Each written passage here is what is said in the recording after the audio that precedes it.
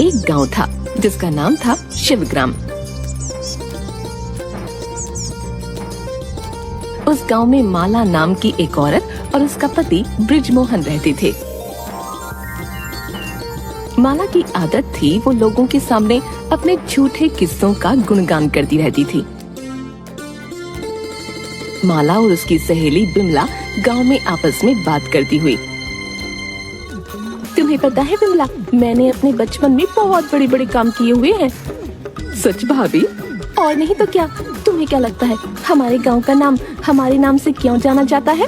क्या बात है भाभी। और पता है एक बार क्या हुआ, हमारे गांव में बंदरों का झुंड घुस आया था। तो फिर क्या हुआ भाभी? तब मैंने बंदरों को डंडा मार मार कर भगा दिया था। सब बंदरों को उनकी नानी याद दिला दी थी, तुम्हारी सहेली माला ने। तभी तो सारे गांव वाले कुछ भी होता था मुझे ही बुलाया करते हैं। क्या बात कर रही हो भाभी, बंदरों से आपको डर नहीं लगा? आपने उनको भगा दिया? वाह वाह, कमाल कर दिया आपने। हाँ और क्या, बंदर क्या चीज है, मेरे सामने तो शेर आ जाए तो वो भी 10 बार सोचेगा कि माला से पंगा ले लूं या नहीं। जी जी, आप तो बहुत बहादुर हो। और क्या, बस अपने मुंह मियां मिट्ठू नहीं हुए कभी भी। बहादुरी तो कूट कूट कर भरी है माला में। इतनी ही बात हो रही थी कि तभी माला का पति बोला, सुनती हो कि नहीं? हाँ क्या हुआ? मैं खेत जा रहा हूँ। तू अपना ये बड़ाई अगर छोड़ चुकी हो तो खाना बनाकर खेत में ले आना। बाप ने मारी पिद की, बेटी तीरंदाज। इतना बोलकर खेतों की तरफ निकल गया।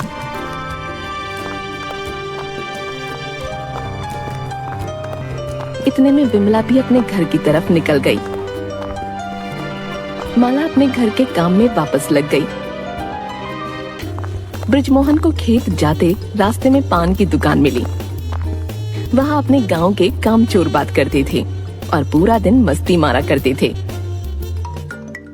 अरे भाई बृजमोहन, कहाँ चले हैं? कभी हम लोगों के पास भी रुक जाया करो। मुझे खेत जाना है, आज पानी लगा दूं वरना खेत की फसल खराब हो जाएगी भैया।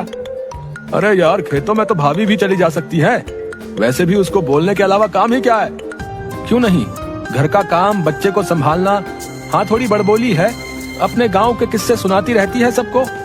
ध्यान रखना बृजमोहन, कहीं रात में सोते हुए तुमको ही ना लतियाने लगे। हाँ अरे भाई, माला भाभी है, वो कुछ भी कर सकती है। हाँ, तुम सही बोल रहे हो। जब वो अपने गांव में बंदरों से नहीं डरती है तो बृजमोहन को तो ऐसे ही उठाकर कहीं फेंक ना दे। ए भाई तिवारी, लगाओ इसी बात पर एक पान है। तुम तो चाहते यही हो कि हम लतियाए जाएं और तुमको मजा आए। चलो हम चले हैं, तुम्हारे पास कोई काम नहीं है। बृजमोहन यह बोलकर खेतों की ओर बढ़ गया।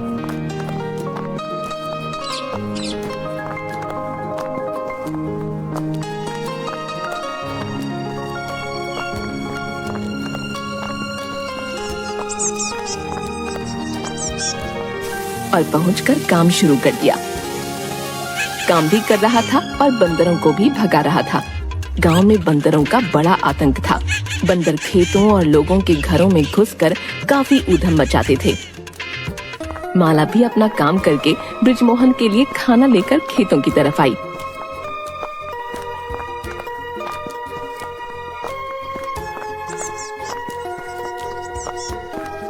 माला और उसके पति ने बड़े हाव चाव से खाना खाया और बृजमोहन आराम करने के लिए वहीं पेड़ के पास सो गया। माला फिर खाना खाकर अपना काम शुरू कर देती है। बंदरों की एक पूरी फौज बृजमोहन के खेतों की तरफ आ रही थी।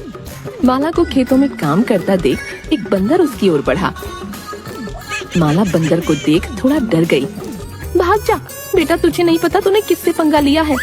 बंदर बंदर धीरे से उसकी तरफ बढ़ा। माला उसे बढ़ता देखकर जोर से चिल्ला पड़ी, बचाओ बचाओ बचाओ, बंदर मुझे काट लेगा। दैया रे, ये तो काट रहा है। रुक जा बंदर, तुझे अभी बताती हूँ। क्या तुम डर रही हो? तुम तो बहादुर हो ना।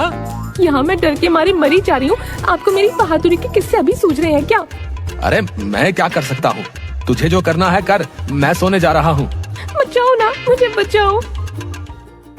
बंदर खुर्राता हुआ बार बार माला की तरफ आने लगा और माला की हालत खराब होने लगी और माला ने बंदर को डंडे से भगाने की कोशिश की, मगर डंडा गलती से दूर जा गिरा और माला को और भी डर लगने लगा।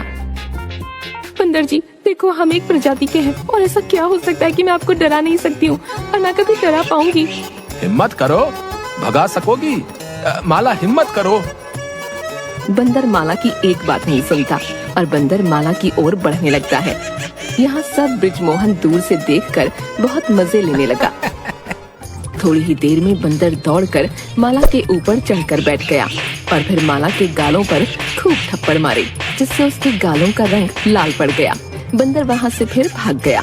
माला उठी और जोर जोर से रोने लगी। दूर से ब्रिजमोहन सब कुछ देख रहा था और ये देखकर खूब हंसने लगा। माला आज तो बंदर से पिट गई। यह बात तो बहुत ही अलग हुई। मुझे बंदर ने मारा और आपको हंसी आ रही है। अरे भाई, तुमको उससे प्यार से मारा, बस थोड़ा गालों को लाल कर दिया है। बगल के खेतों में कुछ गांव के लोग काम कर रहे थे। माला को बंदरों से मार खाते देख गांव वाले माला की ओर भागे। फिर माला के गालों को देखकर खूब हंसने लगे। भाभी आप ठीक तो हो? आज तो बंदरों ने आपको पीट दिया। सुबह आप तो कितना बोल रही थी, आज तो बंदरों ने खुद ही आपका बड़बोलापन खत्म कर दिया है। घर जा रही हूँ मैं। अरे घर जाओगी तो गांव वाले तुमसे ये गाल लाल क्यों हुए पूछेंगे, तो क्या बोलोगी है? बता दूंगी जो मुझे बताना होगा। भाभी आप चिंता मत करो, मैंने सब देख भी लिया है। मैं बता दूंगी क्या हुआ आज खेतों में। मगर माला को इन बंदरों के हाथों से पिटता देख दूर अपने खेतों में खड़े विमला और उसके पति ने देख लिया था और वो दौड़कर अपने घर आए और विमला ने फिर ये बात पूरे गांव में फैला दी। सबको माला के गाल क्यों लाल हुए ये नहीं पता था, मगर विमला और उसके पति ने सबको बता दिया कि माला के पेट पर बंदरों ने चढ़कर उसके गालों को लाल कर दिया। ये बात धीरे धीरे पूरे गांव में फैल गई और माला को हर कोई रोक कर पूछने लगा कि हुआ क्या था।